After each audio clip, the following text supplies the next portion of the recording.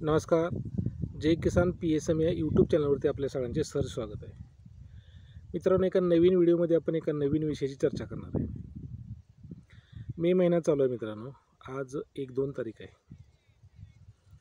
2 तारीख आहे. आणखी एक पूर्ण महिना आपण या उन्हाचा त्रासापासून आपल्याला वाचायला लागणार आहे. उन्हाचं प्रमाण एवढं भयानक आहे मित्रांनो. 40-42 डिग्री सेल्सिअस तर तापमान सहज रोजच्या रोज पडते. आज तर 42 डिग्री सेल्सिअस तापमान आहे सोलापूरमध्ये. सोलापूरचा थोडासा भाग आणि सांगलीचा म्हणजे बाउंड्रीवरती आज 42 डिग्री सेल्सिअस तापमान.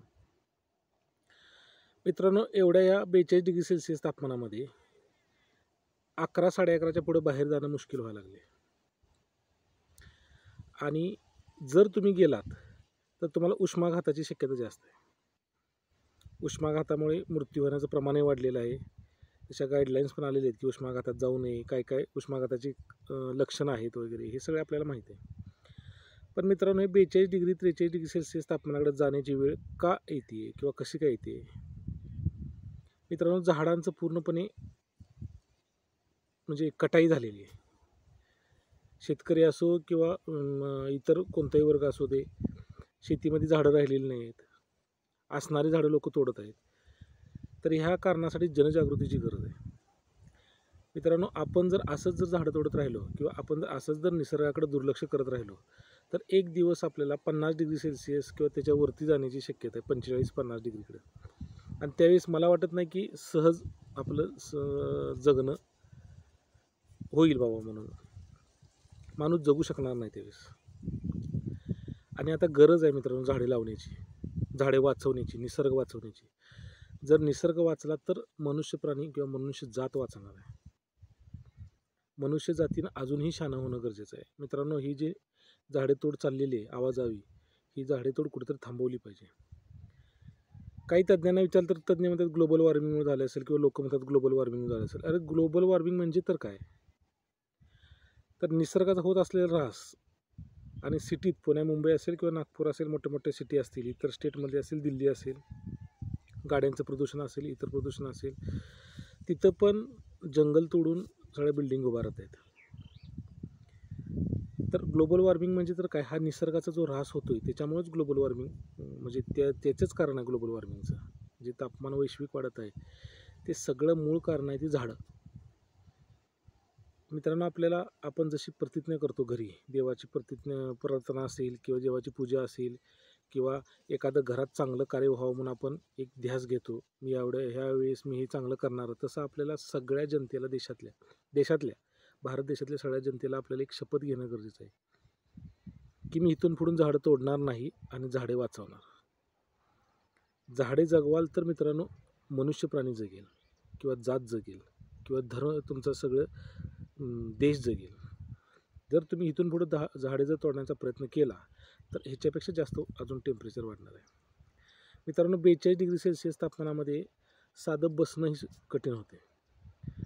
झाडाखाली बसू दे किंवा कूलर खाली बसू दे किंवा कुठेही आत घरामध्ये असू दे, तर येणारी हवा ही सगळी गरम गरम हवा येते. असं नको नको होऊन जाते. प्रत्येक गोष्टीचा मित्रांनो विचार करायला पाहिजे. ग्लोबल वॉर्मिंग असेल तर कशामुळे होते? फॉरेस्ट डिपार्टमेंट आहे आपल्याकडं. फॉरेस्ट डिपार्टमेंट तर मला माझ्या म्हणण्यानुसार किंवा माझ्या बघण्यानुसार अगदी निष्क्रिय आहे असं मी म्हणणार. कारण ते फॉरेस्ट डिपार्टमेंटचं एक काम आहे की जे संवर्धन वने आहेत किंवा सामाजिक वनीकरण विभाग आहे त्यांचा, त्या सामाजिक वनीकरणातून झाडे लावायची, झाडे जगवायची किंवा अभियान राबवायचं, हे कुठेही दिसून येत नाही. मित्रांनो, आपल्याला किंवा आपण समाज म्हणून किंवा समाजात राहतो एक व्यक्ती म्हणून आपणही फॉरेस्ट डिपार्टमेंटकडं तशी विचारणा केली पाहिजे, जागरूकता निर्माण झाली पाहिजे. आपणही त्यांना विचारलं पाहिजे की या सामाजिक वनीकरण विभागामध्ये किती झाडाची लागवड झाली, कुठे कुठे वाचवली तुम्ही, काय काय केलं जातं. फक्त फुकट पगार घेणारे आपल्याला अधिकारी नको आहेत. चांगलं काम झालं पाहिजे. कसं आहे मित्रांनो, ह्यांचंही काम आहे, कारण शासनानं एक वेगळं डिपार्टमेंट ह्यासाठी स्थापन केलेलं आहे. नागरिक सगळ्यात महत्त्वाचं नागरिकांचं काम आहेच, नागरिकांनी तरी करायलाच पाहिजे. नागरिकांचा तो अधिकार म्हणण्यापेक्षा त्यांचं ते अगदी एक त्यांच्यावर बंधनकारक काम आहे झाडे लावायची किंवा झाडं तोडून द्यायची नाहीत. आपल्या शेतीतली असतील किंवा बांधावरची असतील, ती झाडं अजिबात तोडायची नाहीत झाडं. मित्रांनो, झाडं तोडल्यामुळं आता पावसाचे प्रमाण कमी होत चाललेलं आहे. एक वर्षाआड एक वर्षात दुष्काळ पडत आहे. मित्रांनो, त्याचाही फटका शेतीला बसत आहे आणि ऑटोमॅटिकली पूर्ण अर्थव्यवस्थेवर त्याचा परिणाम होतो आहे.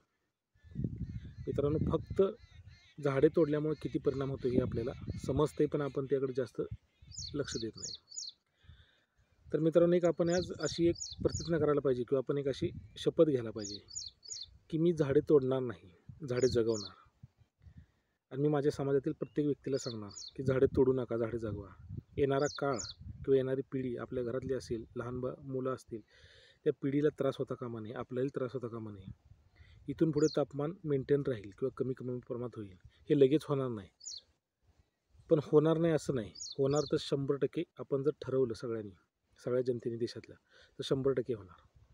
वैश्विक तापमानवाढ आपण थांबवू शकतो आपल्या कृतीतून, आपल्या जागृतीतून किंवा आपल्या कलेत, आपल्या स्वतःच्या